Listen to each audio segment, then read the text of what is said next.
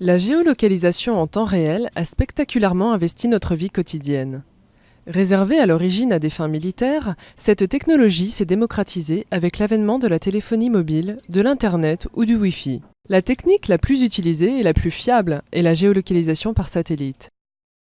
Des satellites dédiés émettent des signaux qui sont captés par un terminal qui calcule latitude, longitude et parfois aussi l'altitude. Au moins 4 satellites doivent être visibles du terminal.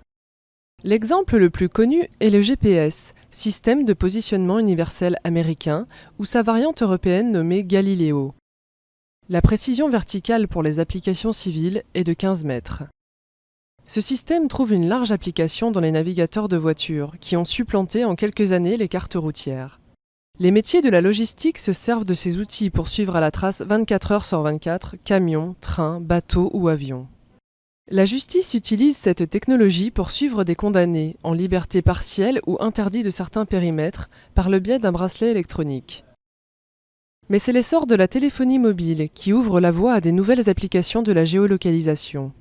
Le particulier peut l'utiliser pour trouver le cinéma ou le restaurant le plus proche, avoir des informations touristiques sur le lieu qu'il visite.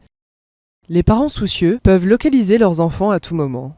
La géolocalisation a fait récemment son entrée sur les réseaux sociaux. En activant cette option, la position de l'utilisateur est visible par ses contacts Facebook ou autres réseaux sociaux.